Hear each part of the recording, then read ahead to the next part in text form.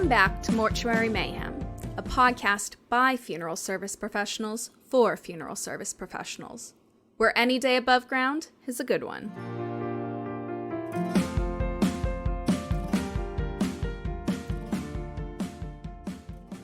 Hello, listeners, and welcome back for another episode of Mortuary Mayhem. Melissa here, and today I'm joined by Joe Reardon, Vice President of Community Development and Advanced Planning for the Cohane Funeral Group, as well as a funeral director for over 30 years. Today we're going to be discussing the big bad C word, cremation. Before we get started, I just wanted to share a few facts with you. The Cremation Association of North America is regarded as the most reliable and current source of cremation statistics in the U.S. They've been collecting data for over 20 years now. Did you know that the average percent of cremation in the U.S. was 33.8% in 2006? However, in 2021, it was a staggering 57.5%. Some states, like Nevada or Maine, saw over 80% of final dispositions being cremation in 2020 alone. Could it be because of the pandemic? Could it be a shift in culture? Could it be a financial reason? We don't know, but the Cremation Association of North America is currently predicting a cremation rate to reach 64.1% in the coming years based off of their trends. So today we're going to talk about the culture around cremation in the U.S. versus other countries, and how we as funeral professionals can positively influence change as well as adapt.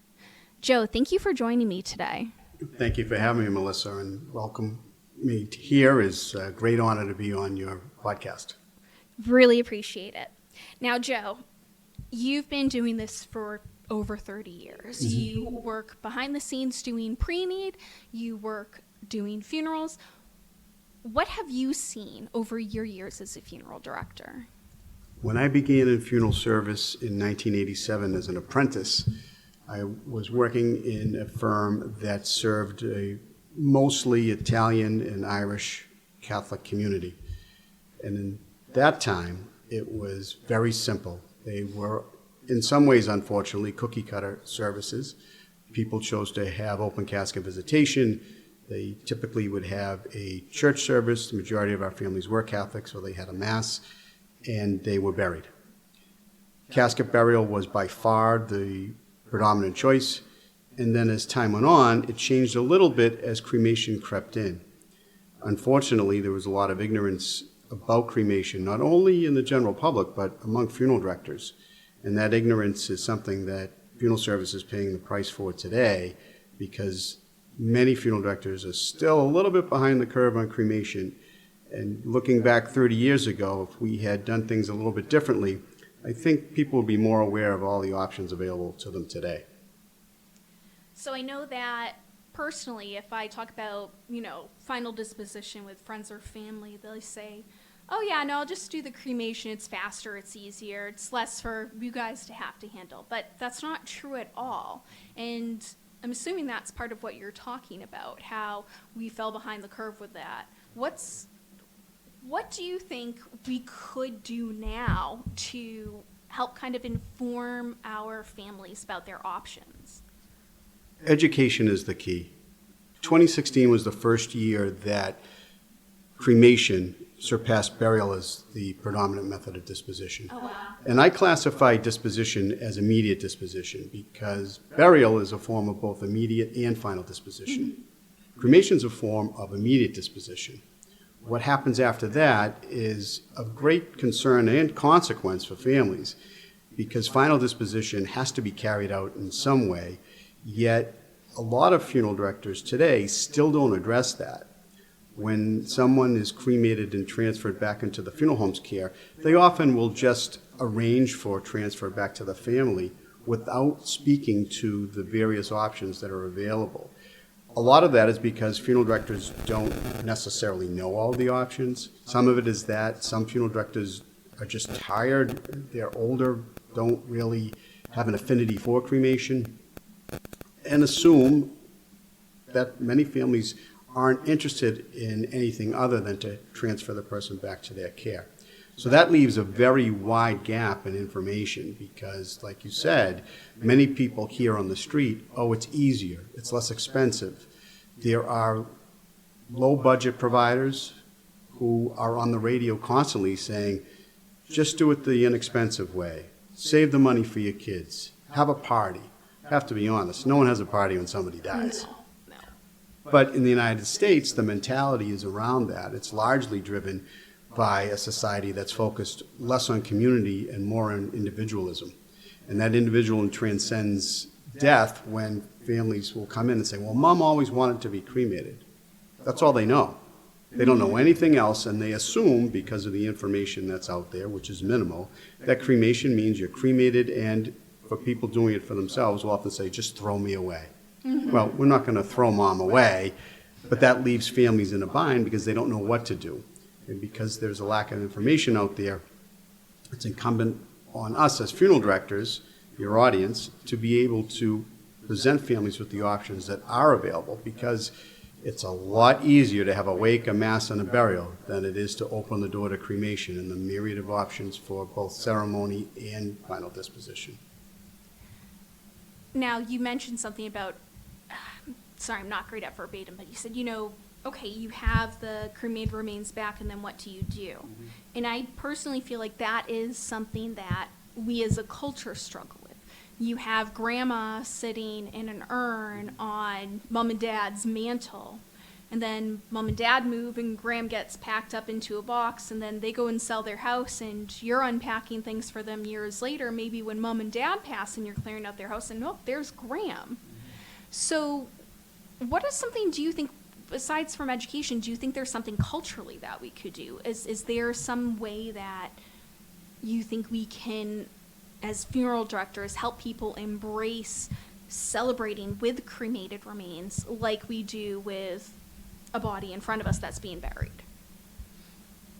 I'm not a sociologist, not an anthropologist, but I do know that we live in a death-denying culture. Mm-hmm. It's funny, my son is 17 now, and a couple of years ago, he was really interested in getting an Xbox. Mm-hmm. My wife and I weren't really interested in him getting an Xbox, but eventually it became a social thing, and we recognized it and say, okay, why don't you get the Xbox? Well, he got the game Fortnite, and I don't know if you or your listeners are familiar with it, but I wasn't really. I knew of it, and I knew my friends had children that would play remotely with someone in another country even, and they were able to interact that way, which I thought was really cool, but I just wasn't familiar with the concept of the game. So I asked my son, Jack, show me this Fortnite. Now, I sound like I'm 100 years old, this Fortnite, but I sat down with him, and in the first 2 seconds, I killed like 20 people. It was crazy. You're killing person after person. The whole idea is you get through this, lack of a better term, level to be able to get ahead, and you're killing people in the process. So in one sense, if you take Fortnite or you take film or you take television or other media, death is all around us, and it's part of our violent, I would say, culture in some ways. At the same time, when a death occurs, people want to push it into the back room. Mm-hmm. Death is very sanitized and institutionalized here, and that is even more so with cremation. In the United States, cremation is something that's done behind closed doors. Mm-hmm. With the exception of some cultures, like the Hindu culture, most families have no idea what happens behind the doors of a crematorium. The crematory to them is a place where someone is cremated, and that's all they know. In other parts of the world, it's very different, and you alluded to that in the beginning segment because you studied some of this, and I know you're excited to talk about it because it is so different. Yep, and listeners, you can't see me, but I've got a big smile on my face because I'm going to ask Joe to talk specifically about one culture and what they do. And that's Japan, I bet. Yes, yeah. yes. So the Japanese culture, which is so focused on honor and respect, has an amazing approach to cremation that other cultures don't have. When a person in Japan dies, they have ceremonies for the person beforehand. There are rituals around dressing the person, religious rituals. It's beautiful. But when it comes specific to cremation, and to my knowledge, Japan is 99.999% cremation. when a person is transferred to the crematory, they're done so in procession. When they arrive at the crematory, they have a ceremony in front of the cremation chamber, the retort, as we know in the industry. At the appropriate time, the person is placed into the cremation chamber while the family's present, which to many Americans is abhorrent. They just can't believe, oh, it's unbelievable. But it's part of their culture. Now, the real interesting part, and the part I know you're driving at, is what happens afterward, because in Japan, there's such reverence for the body of the person that, unlike here in the United States, where people say just ashes and throw me away, they don't do that in Japan. Now, myself, I don't use the term ashes, and Melissa may have picked up on that over our time working together, because, and this is a great example, they're actually bone fragments of a person who existed. And we can refer to ourselves as ashes in a self-deprecating way, but we've never referred to someone else in that way. And the Japanese demonstrate that because at the conclusion of the cremation process, after the person's bones have cooled, they have a unique ritual where family members gather again at the crematory and using chopsticks. And the only time they use chopsticks other than for eating is to do this. Starting with the foot and working towards the head, they each take turns placing bones in a very large urn. The last bone to go in is the hyoid bone because it's the only bone in our body that's not attached to another bone. So it's very reverential, it's cultural for them, but the level of respect that goes along with it and the dignity that goes along with it is remarkable because we don't have that in the United States. In many ways, we have a throwaway culture.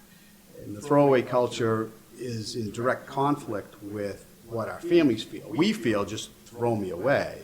Our families don't feel that way, but there's no culture that says it's okay to feel love and feel loss when somebody's died and to honor that by honoring the dignity of the person who has died and what their remains are. Those bones are still that person in some way. And Japan is the right idea because they have that ritual and then the person's buried. So there's a place to go to, there's memorialization. That's really important because a lot of people forget about memorialization when they think about themselves. But if they won $1 million and they had the opportunity to donate a wing to their local school, they'd want their parents' name on there. Well, when somebody dies, it's important to have that connection. That's why we name buildings after people and streets after people and monuments like Washington, D.C. after people, because that keeps that connection alive. The Japanese have the right way because they follow that all the way through. And what's interesting, too, is it's not just adults that are participating in this ceremony, it's children, too. You must have watched the YouTube videos. I did. Listeners, I will make sure to have that linked up there. I do think this is a great and wonderful video, and if that's something that you do in your area of the world and you want to chime in, send us some feedback. podcast@mortuarymayhem.com. We'd love to hear and share your thoughts and opinions on this and maybe examples that you have that could help other funeral directors. Back into what we were just saying though, even at funerals where the body is present, I feel like children are taken out of the picture. We shelter them, we shield them from it. And so I do think it's very remarkable that they have the children involved as well, because that is one way of breaking down the culture around that we have surrounding death. It's starting from a young age, we're shielding children, and then as you grow up, you're not seeing death, you're not seeing that you can feel these emotions, you're not celebrating these people. And then we have adults who are saying, nope, just direct burial, I don't want to see mom, I don't want to remember her that way. Which actually leads me on to something else, something that you guys do in the Cohen group, and I don't know anywhere else that necessarily does that, is your family farewell. Do you want to explain that? Sure. We're different from other providers, and you know that, having worked with us.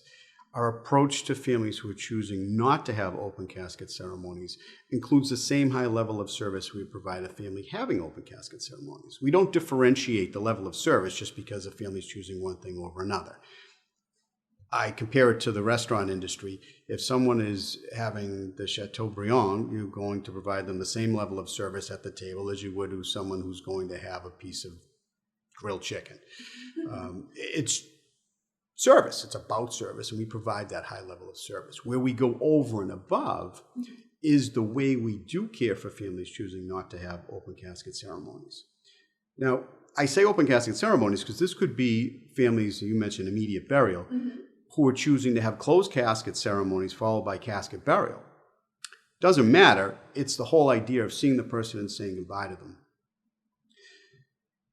The United States and Canada are the only cultures in the world that have divorced themselves from the presence of the deceased at the rituals. Every other culture has it there. And I'm going to speak a little bit more to that if I have the opportunity about a famous funeral in England. But when we don't have that opportunity, a couple of different things come to mind. One is, do I have a chance to say goodbye? It's very powerful. If you think about what families went through, even as recently as Vietnam, when people were killed in action and they were never recovered. We have the tombs of the unknown soldier, which today, through DNA, we're able to identify people now. But all the family wanted to do was get them home and know that it was them. Yeah. Yet, some families come in, I don't want to see, I don't want to have anything to do with it. And your experience is probably the same as mine. When families do see the person say goodbye to them, they feel so much better, and they're so grateful. Yeah. The other part to that, too, is the fact that, no, we don't go to the crematory here. It's behind closed doors. So if someone dies at 3 o'clock in the morning, and the next time someone sees them, they're in a little box on a table, how do they know it's them? I wouldn't be too sure about it, and I wouldn't want my mother to be anonymous in that way. Am I saying that mistakes happen? Yes. Do they happen a lot? Thank God, no. But people remember the mistakes. Absolutely. It's never a problem until there is a problem. I don't care until there's a problem, and then people get litigious.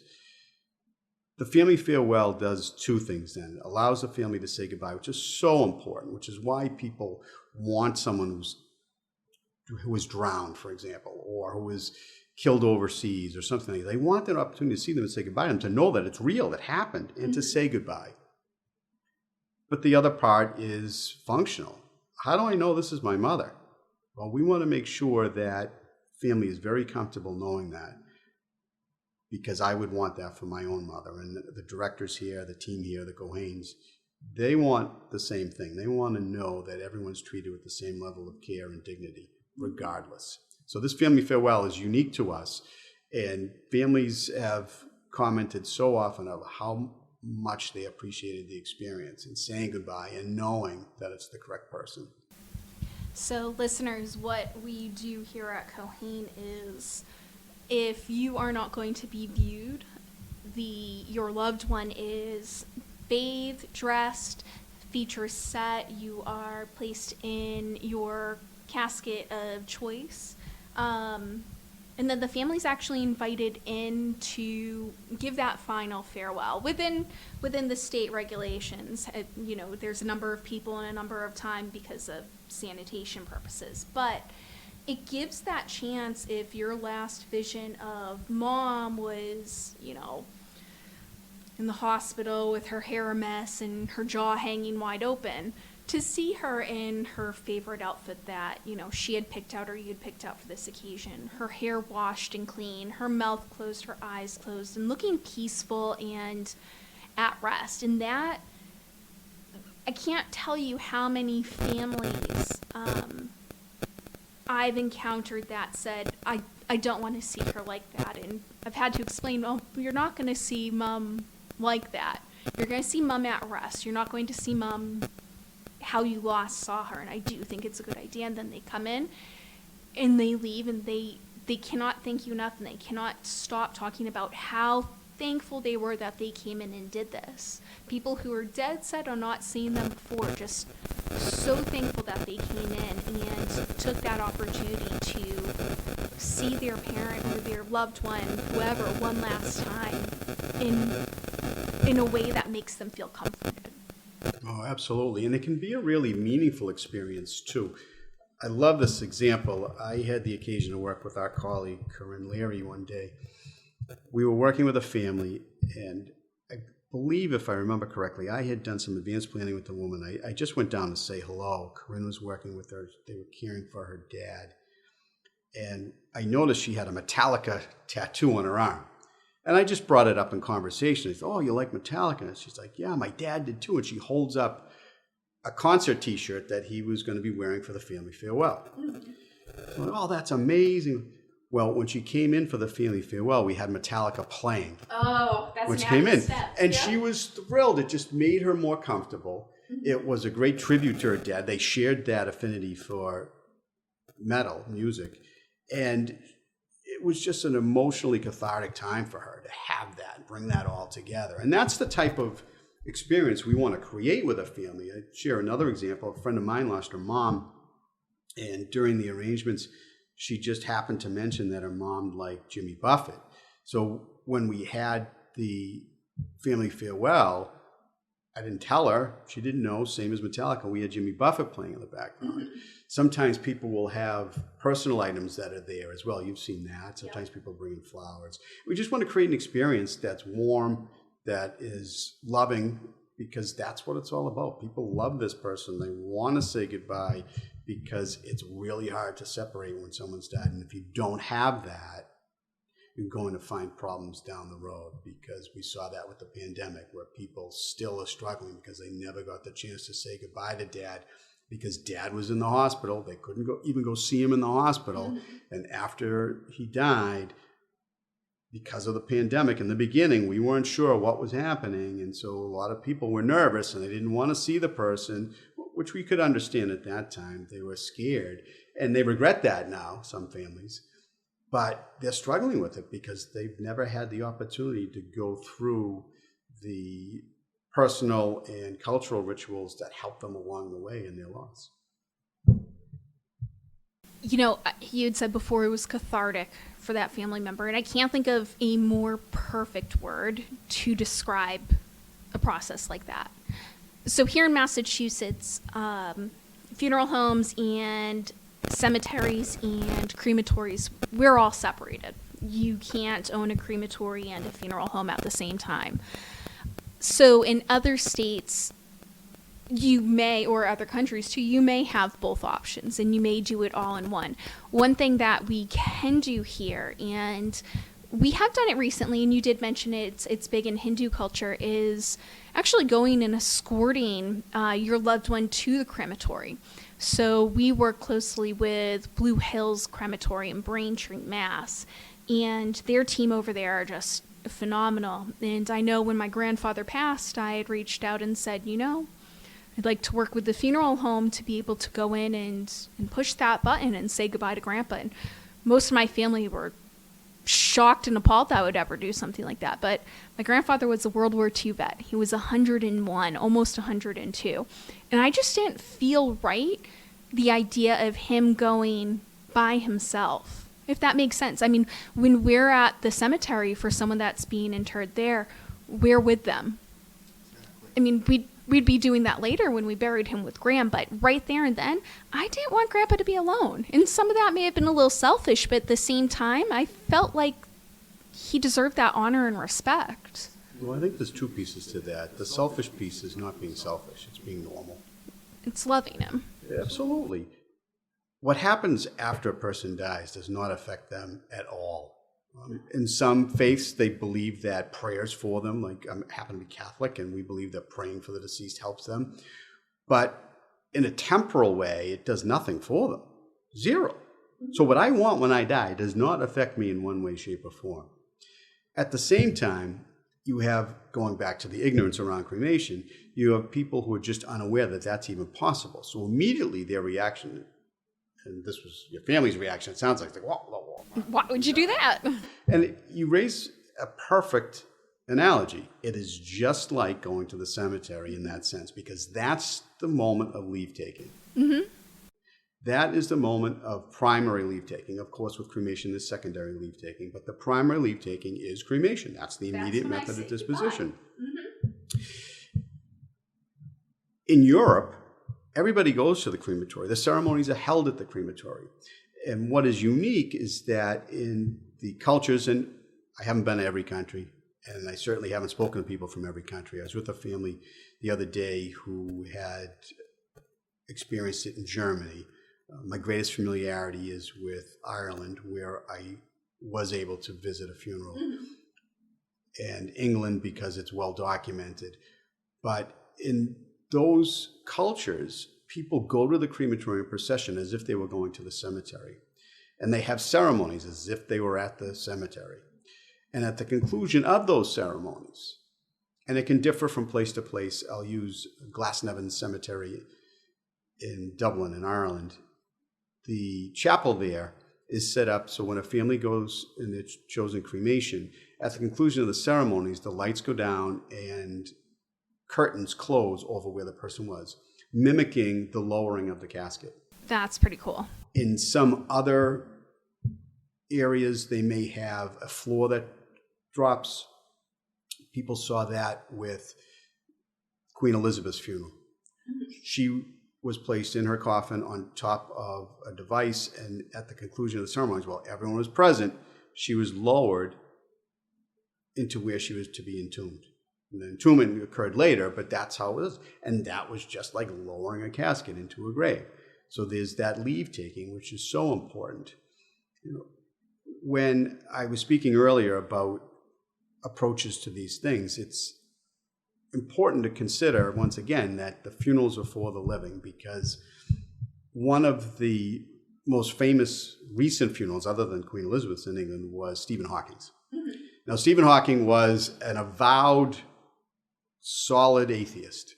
He did not believe in God. His funeral was held in a church, in a traditional Church of England ceremony. And people said, well, why was that? Well, his family. They're the ones who needed it. Yeah. And in his case, he was an atheist, so A, it doesn't affect him anyways, but B, he probably wouldn't care. We don't know. But he went through the entire ritual, and they had a procession to the church. They had the ceremony in the church. They had a procession from the church. Don't know what happened at the crematory, but if it was similar to what typically would happen in the British Isles, there were people there at the crematory. And then a couple of months later, I think he died in March, and in June, he was placed into his resting spot, and it was next to Isaac Newton. And what a tremendous experience to have that final ritual, to be placed next to Isaac Newton, Sir Isaac Newton, another unbelievably renowned scientist, and have a committal ceremony again. So they had ceremonies that lasted over a couple of months. And that was all for the family, certainly. But he also was a hero to many people in the science world and people with disabilities. To be able to have that recognition was huge for all of those people. They all got something from it. I can't imagine what would happen if, God forbid, the President of the United States died and he was cremated and thrown away, as people say. Yeah. In fact, George Washington wanted a very simple funeral. Wanted no eulogies. Wanted no processions. There were parades for him, processions, we would call them now. Over 300 eulogies were offered for him. And this is the part that in funeral service we understand, but other people would scratch their heads. Even though he had already been buried, they erected a bier in Philadelphia. And I believe it was for 2 months, they had sentries posted at this bier that didn't have George Washington at it. But it replicated what would occur had he been lying in state. Amazing. He wanted none of it. But can you imagine what would have happened if people abided by that? No one's going to abide by that because they needed to express themselves. It was this general that was so to the forefront of the success of the American Revolution and then became the first president. He's just going to disappear? I think not. It's not healthy. It wouldn't be healthy for his family. It wouldn't be healthy for the country. It's important to consider that. so many people just view cremation as a way to avoid that for themselves. But I'd argue, and back me up on this in your own experience, there are very few people who will, given their own choice, because a lot of people say, well, this is what Mom said she wanted. Given their own choice, they would never just cremate somebody and do nothing if it was their own choice. No, because you ask them, oh, well, what do you want done? Oh, no, just cremate me, sprinkle me out back. Well, what about Mom? No, Mom's going to have a full funeral. We're going to see her. She needs to look her best. We're going to, pull out all the stops. And I've gotten situations where I've looked people dead in the eye and said, well, that's very selfish. And they're taking it back. Oh, and I'm old enough that I can get away with that. But people are just blown away. Well, how can you say it? I said, well, how is that going to affect your mom? Well, she deserves it. I said, well, that's true, but how's it going to affect her? It's for you. You're doing this for you. So if you say you're going to be cremated and thrown away, who are you helping? Well, you're not helping anybody. You're hurting people. That is the education piece that we have to get out there. We have to remind people that the funerals are for the people who are left behind. Cremation is a wonderful option with more ceremony and memorialization options and disposition options than any other form of disposition. But people don't know that. Mm-hmm. And we have to, as funeral directors, get out there and let people know what their options are. These are your options. We have a family here. One of our colleagues lost 2 daughters in a matter of days. And one of his daughters had 2 daughters of her own. And after their mom was cremated, they asked for a small portion of her, a very fine portion. Because as you know, when people are cremated, they don't look like cigarette ash. No. They're bone fragments. These are the very fine particles on the bottom, so we were able to set some aside. And they got tattoos. Oh, I know a few people that have done that. It's really cool. Who would know that unless they didn't know that until I shared that with them? Yeah. But as funeral directors, a lot of us aren't sharing those ideas. They aren't sharing those thoughts, so people just don't know. And some of that comes back to us in the funeral profession. Like I started off, it's the big bad C word. Right. Funeral directors, in my experience, listeners, you may feel otherwise, don't like cremations. Mm-hmm. They don't. And I get that because we're losing a lot of the ceremony. But why do we have to lose the ceremony? We don't. Oh. We as funeral directors can make a cremation funeral, a funeral with cremation, just as big or as heartfelt as a funeral with the body present. Absolutely. There's no difference. There should be no difference. I should say it that way. There should be no difference. There is, but there should be no difference. Everyone has the opportunity to create a personal and meaningful experience, whether it's with cremation or with burial. They have that opportunity. But if, as funeral directors, we aren't presenting them with the options to create that, we're failing them. Mm-hmm. And I do have funeral director friends who will say to me, oh, Joe, I don't like cremation. It's this, that, the other thing. And I will look at them straight in the eye and say, okay, if something happened to my mother tomorrow, or my wife, God forbid, or anybody else in my family, I would not choose cremation. That's my personal opinion. That's what works for us. Mm-hmm. But it doesn't work for everybody. At the same time, I'm not going to restrict somebody from choosing cremation just because it isn't my choice. And the analogy I use is a restaurant. I'm allergic to fish. But if I owned a restaurant, you'd be sure I'd put it on the menu. Exactly. Because there are people who love it. Because we're here to serve the many. Absolutely. But we are failing them rather than serving them if we don't provide them with the options. They need to know the options. And too many of our colleagues aren't providing them with all of the options that are available to them. So it sounds like, just to wrap things up, really our opportunities are with education for both funeral directors and with the public regarding what they can do and making it just as personal and as much of a ceremony as non-cremation ceremonies. Well, take Stephen Hawking. That was more of a ceremony than you'd have with burial. That's true. It's true. I mean, you have that. You also have the option. You have a traditional funeral with cremation after. Absolutely. So you can really do everything. But even just with the direct cremations, we still have that ability to make it more. With something like a family farewell, with something like, you know, a service after, how you transfer that person back into their care if they are going to be taking the cremated remains of their loved one home. Pushing that discussion of what is happening after. One of my aunts and uncles, they said, oh, we're just going to get cremated, direct cremation. Billy will figure it out after. Well, Billy's not going to necessarily know what to do. So have that discussion with your loved ones as well. Know what you want, but also know what the ones around you want. I'd take that a step further. Maybe it is what I want, but is it what my family needs? Correct. Need is the operative word for the family. What I want, I can want all I want, but it's not going to affect me. Yeah. It is going to affect my family, and they need the opportunity to say goodbye. They need the opportunity to go through a ritual that will help them through the process. I was working with a family one day, and they were adamant that they were going to have this traditional funeral from their mother, but when I die, just cremate me and throw me away. And they kept saying it and kept saying it and kept saying it. And finally, I put my pen down. I looked at them and I said, then why are we doing this? And they were wide-eyed. What do you mean? I said, well, why are we doing this? If you don't believe in it, why are we doing it?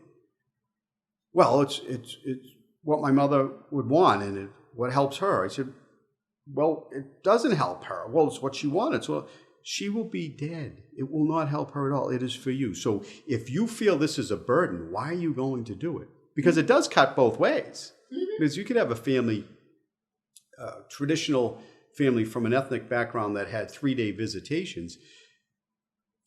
In today's day, is that appropriate? I'd argue no. But if a family decides that they want it and it works for them, that's fine. But if it's something that's been dictated by a parent, I'm going to have a 3-day wait. Well, you're going to put your family through that? Really? Yeah. So it's the opposite does apply. At the end of the day, let's look at it from needs and wants and ensure that we provide all of the information like this family so they didn't want anything, so they can know that there's something in between. Because it was an all or nothing proposition for them. And they kept saying it over and over until I had to drop the pen, like I said. And after I tried to share that it wouldn't affect Mom, I stopped and I looked at this woman, who was a daughter, and I said, did you go to your high school graduation? Of course I did. I said, well, why'd you go? You don't believe in ritual. Oh. What happened if you didn't go? How would your parents feel? Well, they'd be upset because it's an important moment for them. You didn't care. You would have taken your diploma and walked away. Yeah. So why'd you go? For my parents. Okay. How would your parents felt if you eloped instead of getting married in the ceremony with a reception? Oh, they'd be very angry. Of course they would. Why? Because they weren't able to participate. That was their need. Mm-hmm. Those rights, the ability to participate, it's, again, funerals are a social event. Yeah, cultural, anthropological, sociological, yeah. So I think we've had a lot of good discussion today. I think we've talked about a lot of things that I think we do have those opportunities to grow and fix and work on as a culture. But I think we're in a good place. I think that growth is important and opportunity is important, and it's not a downside. This is something we can only get better with. So. And I think that young funeral directors like yourself and others, the people who will be listening to this podcast, are those who are going to be able to propel us into the next level. Funeral directors my age and older, unless they've already embraced cremation like we have here at Cohane, mm-hmm. they're just going to dwindle and die. Not. Exactly. Mm-hmm. And so it's going to be people like you and people in your age cohort in funeral service, or I should say experienced cohort in funeral mm-hmm. service, because it is different ages, who have embraced cremation understand that there are plenty of options, understand that these options can help families. That's what's going to change things. Cremation is not going away, but it shouldn't. It's a great option. It is an unbelievably versatile option for families that they can get even more out of it for some families than casket burial. But unless people know the options, unless funeral directors embrace the options, it won't change. Thank you again, Joe, for coming today. Do you mind if I share your email if people have questions or want to reach out to you? Happy to. I can share it. It's Joe, Joe, at Keohane, Keohane.com. As Melissa knows, I'm very interested in getting more ideas about how we can serve families better, particularly when it comes to cremation. So your thoughts, ideas, comments would be greatly appreciated. Thank you again, Joe, and thank you, listeners, and we'll talk again soon.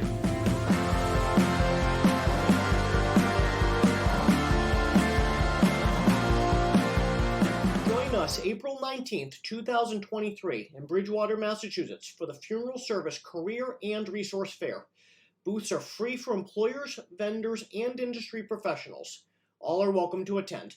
You can reach us at podcast@mortuarymayhem.com for more information. Thank you for listening to this episode of Mortuary Mayhem. For links to information discussed during this episode, please visit the website at www.mortuarymayhem.com. Do you have questions, comments, suggestions for topics, or want to be a guest on the show? Email us at podcast@mortuarymayhem.com. We should do this again sometime.